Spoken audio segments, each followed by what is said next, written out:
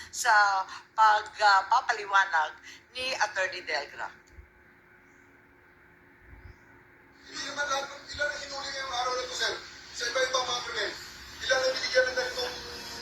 Kasi nandito kayo lahat eh.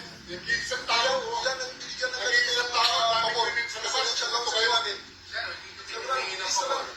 Just invoke Article 59. Bakit hindi yan magawa-gawa? Dali, Let me cite it up by saying, let's recite it. Please lang, bawal hawakan. Bawal hawakan. Bawal hawakan. Tumayo ka na lang. Bawal The right to hawakan. counsel is something that has to Ayun, maliwanag na ang ini-invoke, ang sinasabi ni Attorney Delgra was Article 59. Why is it na sinasabi paulit-ulit ng DOJ na Rome Statute, ang ICC, Article 59, does not apply? Gusto ko lang ipakita yung certification ng DOJ. Kaya nalilito tayo pa iba-iba. Andyan yung certification ng DOJ. Eto pa, hindi natin maintindihan yung date. Kung makita ni Senator Bato, ang date po niya, yung aresto March 11, na-certify lang yung warrant ng DOJ sa sumunod na araw. Wala na rito sa Pilipinas si dating Pangulo. So, ang certification sumunod sa aresto March 12. Ang aresto March 11, maalala ninyo. Eh yung certification March 12. Pagkatapos, ang sinasite dito, eto na naman, ang sinasite dito, Part 9 of the Rome Statute. Article 59.4, Article 59.7. Nakakahilo po. Kasi ang sabi nila, hindi na nag-a-apply yung ICC at hindi na nga tayo member.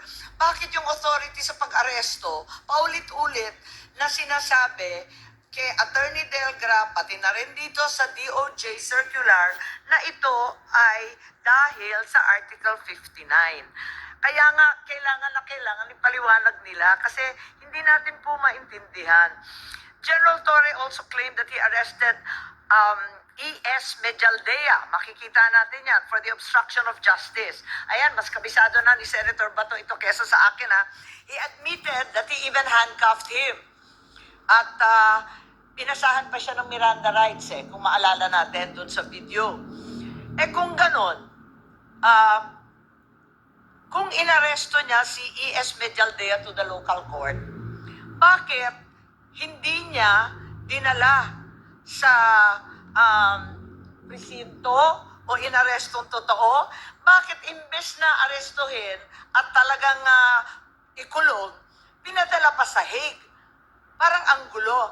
Kasi nung nandito si General Torre, talagang gustong-gusto niya yung Article 125 ng Revised Penal Code kay PRRD. Pero bakit kay E.S. Medialdea, inaresto niya, tapos hindi naman niya kinuha. Imbes, pinasakay pa niya ng eroplano. Nalilito kaya ako? Tama ba yun? Hindi ba pag inaresto mo, ito turn over mo na o ikukulong na? Paano ba ang sistema, Senator Bato? Dapat talaga, inaresto mo na hinangkap mo na. So, ano pang next move doon? Ha? Kaya nga nakakapagtaka, pinagbiyahin niya. Tama ba yun?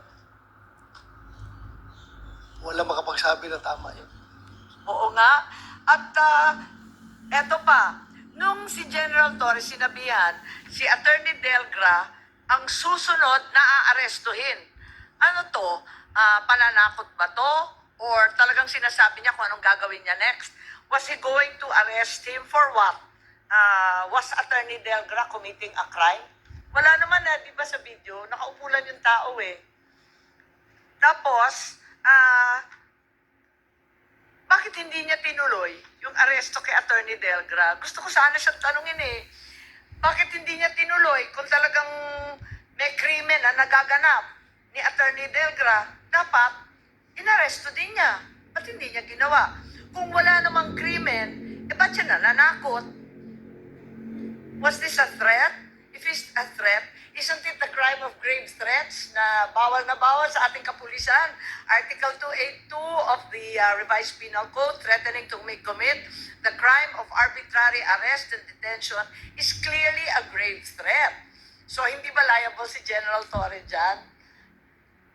Bilang tanyag na pulis at general, di ba, Senator Bato, ano sa tingin ninyo? Hindi lang liable, Madam Chair, kundi sa nakikita ko, talagang lasing na lasing siya sa kapangyarihan. Mukhang he went overboard. Lahat na lang binayulit niya. Madam Kaya Chair. nga, sunod-sunod nga eh. Parang hindi naman tama to. Kaya sana nandito sila, pinagtanggol nila yung sarili nila kasi marami sa atin. Nagtataka, bakit ganon si Medjal Dea, nabasahan na, na-handcuff na, tapos hindi naman kinuha, pinabyahe. Tapos yung isa, tinakot ng tinakot, wala namang ginagawa. At labag yun sa batas eh. O sige, iba naman topic ngayon sa doktor. Ito naman tayo sa doktor, ano?